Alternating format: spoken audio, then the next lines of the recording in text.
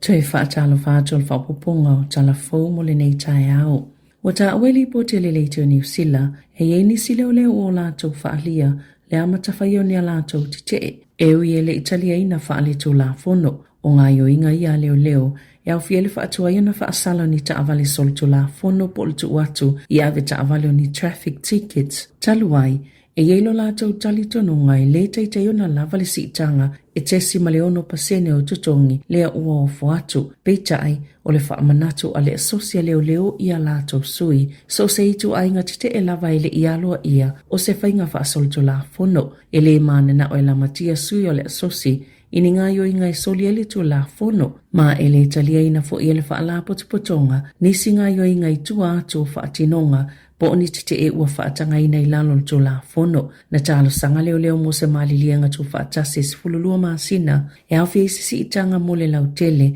e mawhai o nao whaatase ma le tau le soifuanga, e tu salea ma le 5%, peitai, e tesi ma le 1% nao foina atu i leo leo, whaatase e ma le si itanga o totongi e whaavai lungo le anga waa, ma le umio le au aunanga e o atu i le 2%, e te tau le au whaingalwenga na au sianga waa whaatulanga ina, ile tiute o lo ngalu e whaapito ai na ia au sia ia tuutuunga. O lo ofefina wa ile asosi ma leo leo pe te tauna au fiai le tuutuunga leo si tanga o tutongi. E whaavailungo le anga wa amale umio na ngalue o se vaenga o ofa o tutongi o lo tu inatu. E le se si tanga mo pule po managers e lata ili to aiva se lau. Sa whaatal noa lau whaingalwenga leitio New Zealand nisi o leo leo ile o whailoina o lata o swafa. Mata uane ai se tasi o leo leo sienia. O le ua a mata te te e anisi o lau whaingaluenga, e ui ele i whaatangai nā loa ia, e ia isi o whaititi ele whainga o whaasalanga o taavale, o nisi foi, wa lea vanoa, pea umatai mi whaingaluenga whaatulangaina e pei o le tape o a lātou telefoni.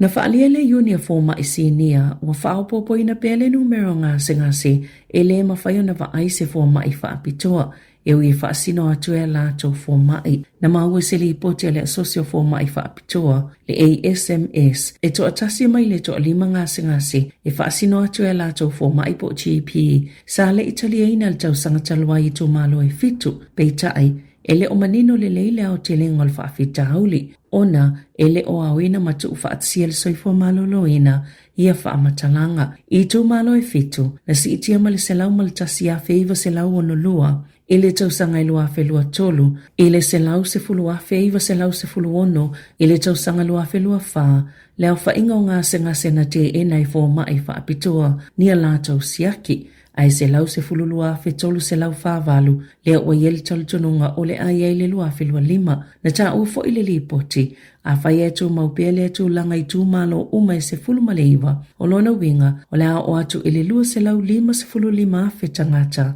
e te e na ina lātou siaki mua i fōma i whaapitoa i tau sangata i tasi, pe ona li potia le leitio New Zealand. Na whaasilsila le malo ni fuafuanga e toi whaititi e le to samale se fulu whapasene o ngā alwenga a le malo, i le isi tolu tau sanga o manai, ina ia whaasau ina i le lua te simale wha biliona Tala, o ia fola sanga, na sauno i ele minista o tupe Nicola Willis i le asolua, a o lumana i le tala whaatitau au tu o le tupe le malo, mai tu samale valua fe fitselau, ngā luenga o le awa e pe whaamuta ina i le o ngā tatono le tau sanga i lua fe lua iwa, ua fuafua ia o atu le maasina o iu lailu a whelua iwa, i awane isilia ma le 5 se fulu 5 afe, tangata whai ngā luenga tō mau le malo, pe ona whaalia le minista. O le teimi nei, e lunga la ititi atu le 1 se fulu tolu afe tangata whai ngā luenga le malo, ma ua pa ula ititi i lalo le whai ngā malo so whaatasi, mai le 1 se fulu 5 afe, na iai i le lua afe lua wha, lua afe lua 5, na whaawive Willis le to e lauli liu ngā tele o tangata whai ngā luenga le malo, e whaiti le numero matanga luenga le malo, whaapopoina le whaonganga le poto whaafolinga o masini, po le artificial intelligence, ma isi mea whainga luenga e whaua le tekonolosi, ai whaasau ina i le tele o tupe, pe ona whaalia i li poti, ale leitio New Zealand.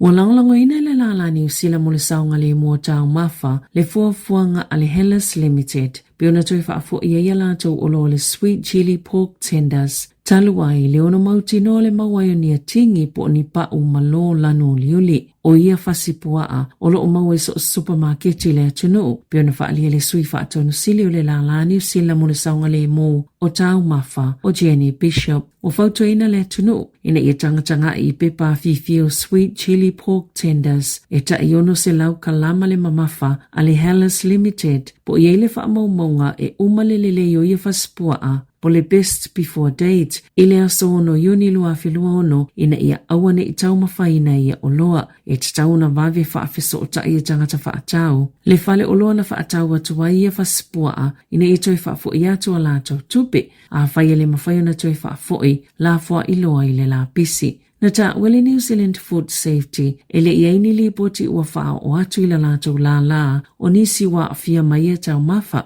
ma ele I whaatau ina atu foi ia tunu o I whafo peo na whaalawa I tele mai I sala tau pepa o whaamatalanga.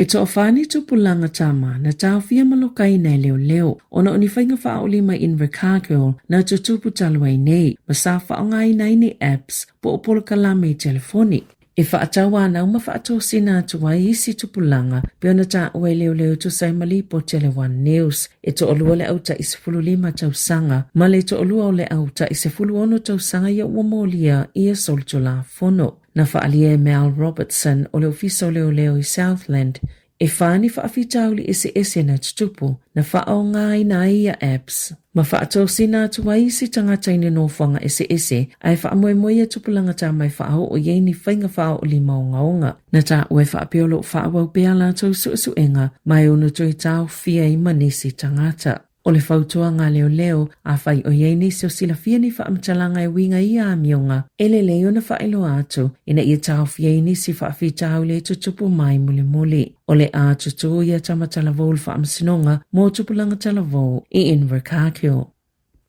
Ua suia I New Zealand le tula fono ina ia aloa ia pe aveai masoli tula fono a mionga ia whaonga le AI e fausia ni ata o leo po o videos mātanga ina ia whaafolinga mai o se tangata moni e ui lava o ni whaunga pepelo o le vaiaso neile whaiel whaitonga momo le pili po le tula fono tau whaofi. O le Deep Fake Digital Harm and Exploitation Bill ma ua whailo le lango ato ale pale mene. I lalo le teu ngal tu la fono a whai e whau whaasoa ma whaatau atu se tangata ni ata po ni videos pepelo whainga mātanga na whaonga ile AI po le poto whaafolinga masini kompiuta. O le a avelia whainga masoli tu la fono. O le tu la fono o se tali I le vavetelo le sosolo le whainga e au whieli titalanga o le polkalame le li bilionea o Elon Musk e ta o le Croc AI chatbot I lunga o le X le whaonga e tangata e whaini ata mātanga e tamaita I mateini. Ma whawai le whaitau miliono ni ata pepelo mātanga whaapea pe ona ta uele Radio New Zealand. Elena o New Zealand le whea ngai ma lea whaafitau li tele. Wa mātona whaalau tele ni tu la fono whaapea Peritania tele au Setalia, Korea I Saute, ma le United States e moli ai le tu la fono ma whaasalai tangata e whaiani ngā yoinga whaapea. Wali putia pele ma tautia o whainga whaapea o lo whaia e whaasanga le itu pao tamaitai na ta oe se tasi suenga.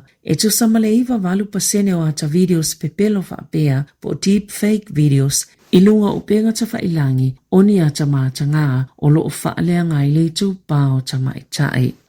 Ia tunu I whafo, ho tauli maina e Peritania ni utau whala au e tā ua o whavi piravia mai Japani e tau fiele pepesi o le vairusi le hantavirus. Le iele so tanga I le meli po le waa mōtanga ta whao o le Honduras e tu saima se whaamatalanga le la o le puipuinga o le soifua malolo I nā Peritania o lo tu maupeona maua lalo le avanoa I ono pepesi te le ile vairusi I le atunuu. Na taula le Honduras I le wafu I Rotterdam I le asonga fua ma ave isi ile au waa whaapea ma fō mai. E to o tolu tangata ua maali liu mai tangata e to o valu ina wha maonia le vairusi. Ai to lua tangata yele talitununga e yele so otanga malevaa. Ele se fufufa apito mo le hantavirus le pipesi mai isumo peitai. E se aona mawhaio na pasi atu. Ele tasi tangata ile isi. Mai se ilonga fo ye umio na vāvala lata le fe so ota inga. Wata ua e maasani o na whaalangolango le whaingo tongu fitinga. Le lava o le malo lo, ma le to anga inu le vai. A yei fo ini singa se ono mo umia le masini e whaamana vai. Ita alonga. Watoe au sia eri en ketia, le isi te mifogo le tu ungata moe ta ise lau mita, i le iwa te se malefitu fase e kone, ini ta alonga onga le United States, peita ai, ele o wha mawina aloa i o se matatia, ona e wha apia safso soani le malo se o savili, na angi mai tua, o eri en ketia, o se talavau New Zealand, peita ai, ele i lewa ona lili watu, mata alo mo Australia, pian wha alia i le pote le One News, o le whaalua i leo na sawa atulo na taimi, Nailo Patrick Johnson, lea ua umi tele se taimi o ia umia le matati o le selau mita, i le iwa te sima le iwa tolo se kone. Sa tamo e en ketia mo le University Southern California, i le taamilasanga ta o le Big Ten Track and Field Championship i Nebraska. Tala fau ia mai le si ufonga le lau moa, mo le nei tae au.